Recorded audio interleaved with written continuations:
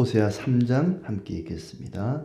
여호와께서 내게 이르시되 이스라엘 자손이 다른 신을 섬기고 건포도 과자를 즐길지라도 여호와가 그들을 사랑하나니 너는 또 가서 타인의 사랑을 받아 음녀가 된 그 여자를 사랑하라 하시기로 내가 은 15개와 보리 한 호멜 반으로 나를 위하여 그를 사고 그에게 이르기를 너는 많은 날 동안 나와 함께 지내고 음행하지 말며 다른 남자를 따르지 말라. 나도 내게 그리하리라 하였노라. 이스라엘 자손들이 많은 날 동안 왕도 없고 지도자도 없고 제사도 없고 주상도 없고 에봇도 없고 드라빔도 없이 지내다가 그 후에 이스라엘 자손이 돌아와서 그들의 하나님 여호와와 그들의 왕 다윗을 찾고 마지막 날에는 여호와를 경외함으로 여호와와 그의 은총으로 나아가리라. 아멘. 예, 반갑습니다. 오늘도 주님 은혜 가운데 평안하시기를 바랍니다. 호세아 3장은 아주 짧습니다. 예, 아주 긴 장을 읽다가 아주 짧은 장을 읽는데 호세아서의 말씀은 길든 짧든 그 내용이 선명합니다. 이스라엘은 하나님을 배반하고 하나님을 떠나고 또 하나님을 업신여기고 그럼에도 하나님께서는 그들을 버리지 않고 끝까지 사랑하신다. 그 접속사가 참 중요한데 그러나 또 그러므로 이런 표현이 나왔었는데 1절을 보니까 건포도 과자를 즐길지라도 그럴지라도 너희가 우상을 섬길지라도 여호와는 여전히 너희를 사랑한다 하는 말이죠. 이스라엘 백성들이 우상을 숭배하고 하나님을 떠날지라도 지라도라고 하는 이 대목 이게 참 포인트입니다. 하나님이 그 백성들의 배교와 타락에 대해서 한탄하시면서도 마음속으로는 그들을 포기하지 않는 그 하나님의 사랑이죠. 그것이 계속해서 반복해 나오고 있습니다. 마가복음 그러면 우리가 예수님은 하나님의 아들이시다. 그럼에도 불구하고 그분은 가장 낮은 자리에서 섬기고 또 고난과 죽음을 당했다.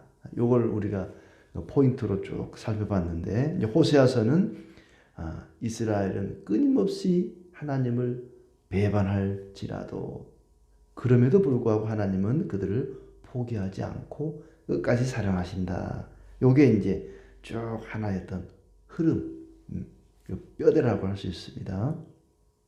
이스라엘이 다른 신을 섬길지라도 여호와는 그들을 사랑한다. 그러니 너는 고멜을 찾아가서 그를 다시 데려와라. 고멜이 호세아와 결혼했는데 호세아를 놔두고 다른 남자를 따라갔단 말이죠. 호세아를 향해서 하나님께서 말씀하시는 겁니다. 가서 고멜을 다시 데려와라. 다른 남자의 품에 안겨 있는 고멜을 데려오는데 그냥 데려올 수는 없죠. 이제 몸값을 치르고 데려와야 되는 겁니다. 그래서 음녀가 된 그 여자를 너는 또 가서 타인의 사랑을 받아 음녀가 된 그 여자를 사랑하라 하시기로 내가 은 15개 보리 한 호멜 반으로 나를 위하여 그를 사고 다시 사오는 겁니다. 다른 남자의 품에 안겨 있는 고멜을 찾아가서 다시 사온다. 하나님의 마음을 보여주고 있는 거죠. 호세아를 통해서 하나님의 마음이 이렇다. 내 마음이 이렇다 하는 것을 온몸으로 삶으로 보여주라는 것이죠. 하나님을 떠나서 우상을 섬기는 이스라엘 백성을 포기하지 않고 다시 되사오는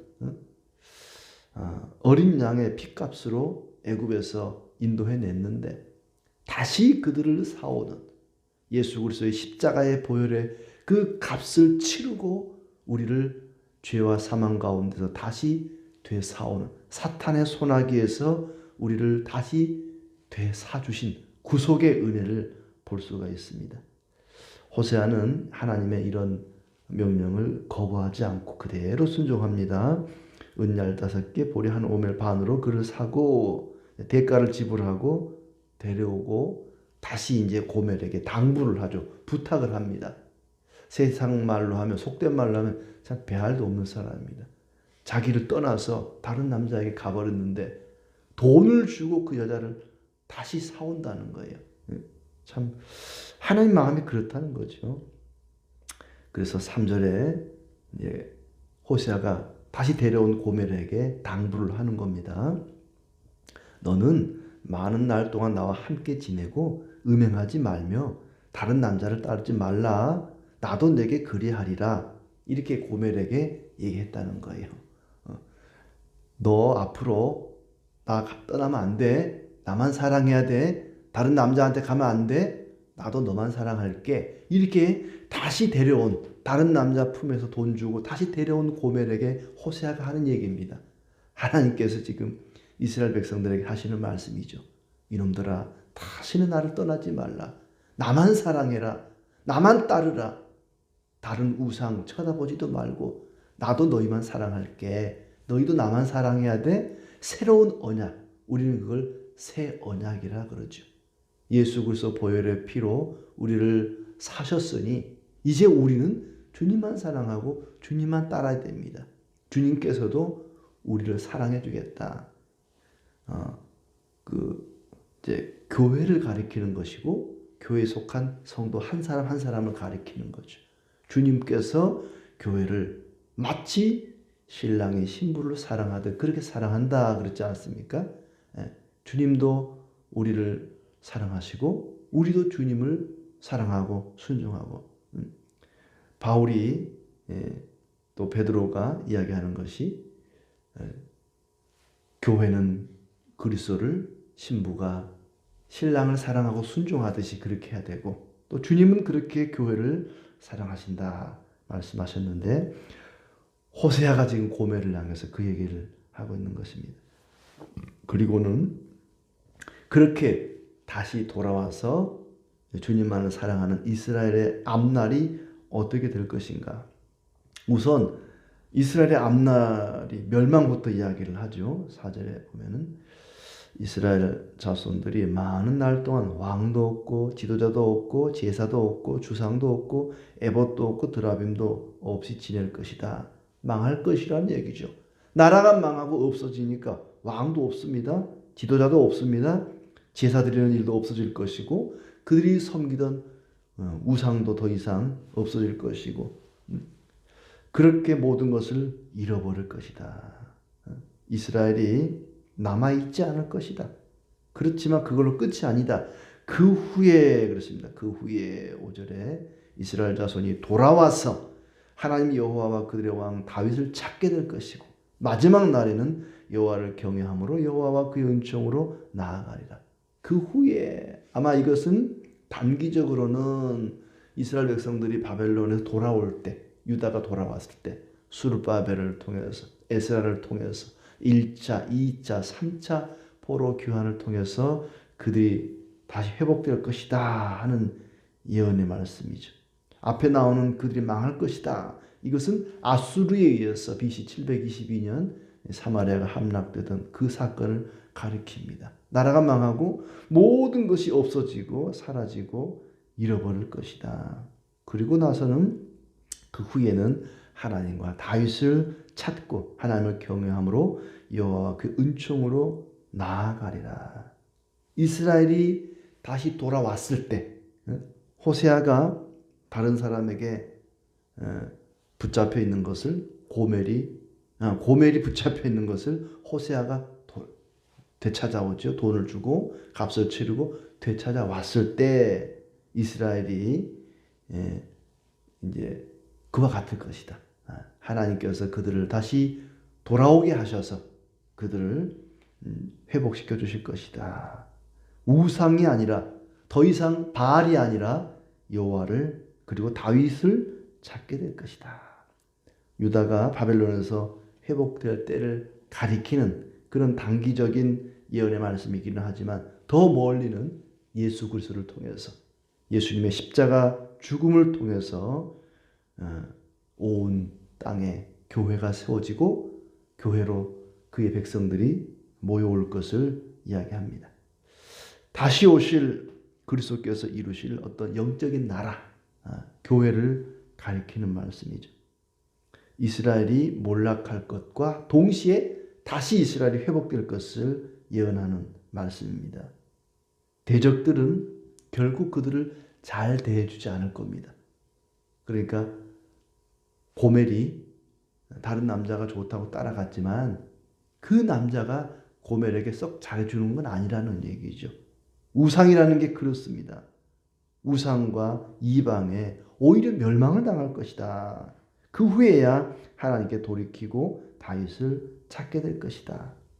우리는 고멜이라고 하는 호세아의 아내, 호세아의 이 부인을 통해서 이스라엘 백성들의 모습을 봅니다.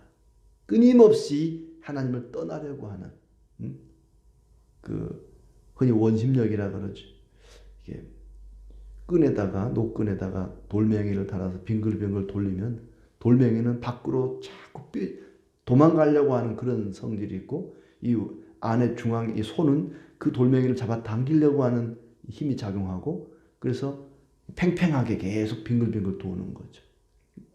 호세아는 끊임없이 고멜을 잡아 당기려고 그러고 이 고멜은 끊임없이 호세아를 떠나려고 그러고 이 관계가 계속된다는 말이죠. 하나님과 이스라엘의 관계가 그렇습니다. 하나님은 끝까지 이 백성을 포기하지 않고 잡아당기려 하고 이스라엘은 끊임없이 하나님을 떠나 우상을 향해 가려고 하고 이런 팽팽한 긴장관계가 구약 성경에 계속 되는 거죠.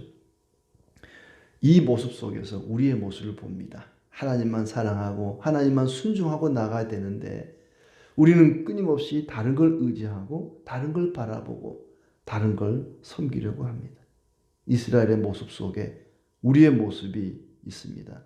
끝없이 하나님을 떠나려는 이스라엘과 끝없이 사랑하시는 하나님.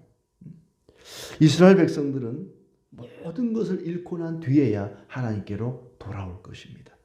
탕자가 그랬던 것처럼 모든 것을 허비하고 나서 허랑방탕하고 나서 잃고 나서야 하나님께로 돌아올 것이다. 사람이 모든 걸 가지고 있을 때는 소중한 줄을 모르는데 잃고 나서야 그것이 소중했던 것이구나. 귀한 것이었구나. 아버지 밑에 아들로 지낼 때가 참 좋은 것이었구나. 탕자가 깨닫는 것처럼 고멜이 다른 남자 품에 안겨 있을 때 거기서 고통을 당하는 동안에 가진 걸 다 빼앗기고 난 뒤에야 자신의 본 남편인 호세아가 참 좋은 사람이었다는 것을 알게 된다는 얘기죠. 하나님이 주신 모든 것을 우상을 숭배하는데 또 자신의 탐욕을 이루는데 사용해 버렸습니다. 호세아가 끝까지 그를 포기하지 않고 다시 데려오고 데려와도 계속해서 고멜은 음란을 행하였죠. 북이스라엘이 이때 당시에 호세아가 속해 있던 북이스라엘이 굉장한 부자였습니다.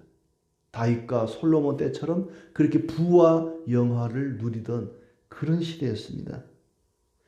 하나님이 주신 걸로 우상 숭배와 부패에 빠져버렸습니다. 엄청난 부와 평안과 풍요를 누리면서 그걸 가지고 우상을 만들고 그걸 가지고 우상에게 제사를 드리고 같은 시대에 하나님 말씀을 대언했던 아모스 선지자는 도덕적인 타락을 책망하죠. 그리고 호세아는 종교적인 타락, 우상 숭배에 대해서 초점을 맞춰서 책망을 하는데 아모스는 그들의 어떤 도덕적인 부패함, 도덕적인 타락 이런 것들을 고발하고 있습니다. 연약한 자들을 압제하고 의인을 핍박하고 했던 그런 모습들이 아모스서에 나오고 있습니다. 하나님은 그들에게 주신 모든 것을 다 빼앗아 버리겠다. 자식이 부모의 카드를 엄마 카드 가져가서 좋은 일에 쓰지 않고 막 이것저것 막 질러대고 나쁜 일에 쓰고 그러면 엄마가 뭐라 그러겠습니까? 너 일로 와. 카드 가져와. 빼앗아 버릴 거 아닙니까? 하나님이 이스라엘 백성들에게 엄청난 것들을 주었습니다. 부와 풍요로움과 평안을 주었어요. 그걸로 선한 일에 하나님 섬기고 감사하는 일에 써야 되는데 엉뚱하게 우상 숭배하는 데 썼단 말입니다. 너 일로 와. 다 가져와. 빼앗아 버린다는 거예요. 하나님이 주신 것들을 도로 빼앗아 버리겠다. 부와 안정이, 돈이 자식을 망칠 수가 있습니다. 오히려 풍요로움이 사람을 망칠 수가 있죠. 가난하고 힘들면 하나님 의지하고 하나님 찾고 하나님께 기도하고 하는데 너무 배부르고 등 따시고 가진 것이 많으면 하나님을 떠날 수가 있는 거죠. 이스라엘이 그랬단 말입니다. 부와 안정이 이스라엘을 망가뜨렸습니다. 모든 것을 빼앗기고 나서야 거룩함이 무엇인지, 선함이 어떤 것인지 생각하게 되고 거룩함과 선함을 추구하게 될 것이다. 다윗과 여호와를 찾게 될 것이다 하는 얘기입니다. 부와 안정, 참 좋은 이야기고 좋은 것들이지만은 그러나 부와 안정이라는 것도 하나님이 지켜주지 않으면 사상 누각에 불과합니다. 아무리 부자이고 아무리 평안하고 안정된 생활을 할지라도 하나님이 한 방 탁 치면 모든 것이 물거품이 되고 맙니다. 건강을 빼앗아 가든지 뭔가 하나님께서 그냥 손만 갖다 대면 여지없이 모래 위에 지은 집처럼 무너지고 말 것입니다. 예를 들자면 우리가 건강을 추구합니다. 건강. 요즘 건강이 이슈죠. 건강 그 자체가 나쁜 건 아닙니다. 그렇지만 건강이라고 하는 것 자체가 인생의 목표가 되면 안 되죠. 건강한 몸을 가지고 가족을 돌보고 선한 일을 행하고 건강한 몸으로 하나님이 기뻐하는 일을 행하고 건강은 수단이죠. 수단. 하나님이 기뻐하는 삶, 선한 삶, 거룩한 삶이 목표가 되어야 되고 건강이라고 하는 것은 하나의 그걸 이루기 위한 수단입니다. 몸이 아프면 건강하지 못하면 그런 선한 일들, 거룩한 일들을 하기 힘들기 때문에 건강을 바라고 건강을 우리가 또 추구하는 것이죠. 부와 안정이라는 것도 마찬가지입니다. 부와 평안, 부와 물질과 또 풍요로움과 이런 안정된 삶은 우리가 하나님을 기쁘시게 하고 하나님께 영광을 돌리고 또 선한 삶과 거룩한 삶을 추구하는 하나의 수단이지 내가 부자가 되는 것이 인생의 목표가 되거나 풍요롭고 안정된 삶을 사는 것 그 자체가 인생의 목표가 되면 안 된다는 것이죠. 부자가 되려고 하는 것이 모든 죄의 돈을 사랑하는 것이 모든 죄의 뿌리가 되는 것처럼 돈 자체가 인생의 목표가 되고 돈을 많이 모으는 것 자체가 인생의 모든 것 전부가 되어버린다면은 그것은 죄를 낳게 될 것이다. 죄의 뿌리가 된다는 얘기입니다. 그것은 하나의 수단입니다. 수단. 부와 건강과 안정과 풍요로움 이것이 필요 없다는 얘기는 아닙니다. 돈이 필요 없다거나 건강이 필요 없다는 얘기는 아닙니다. 중요하죠. 소중합니다. 그러나 그것이 인생의 목적이 되어서는 안 된다. 먼저 그의 나라와 의를 구하는 것이 우리의 목적입니다. 그리하면 부와 건강과 풍요로움과 이것은 더하여 줄 것입니다. 이스라엘 백성들은 하나님을 기쁘시게 하고 하나님께 영광을 돌리고 하나님의 말씀을 따라 선하고 거룩한 길을 가는 것이 목적이 아니라 부와 풍요로움, 평안함 이것이 목적이 되어서 하나님을 수단으로 신앙생활, 종교생활, 제사를 하나의 수단으로 이용했던, 악용했던 사람들입니다. 결코 하나님이 용납할 수도 없고 기뻐하지도 않고 그들은 이미 하나님을 버리고 하나님을 떠난 것이었습니다. 마치 고멜이 호세아를 떠나 다른 남자 품에 안긴 것처럼 겉으로는 하나님께 제사 드리고 하나님을 위하는 것처럼 하나님께 영광을 돌리는 것처럼 보였지만 사실은 이미 하나님을 버리고 떠나 있는 그들의 마음의 상태는 그렇습니다. 우리에게 이스라엘과 같은 똑같은 잘못을 범하지 않도록 오늘 이 말씀을 주십니다. 우리가 무엇이 수단이고 무엇이 목적인가를 분명히 구별해야 됩니다.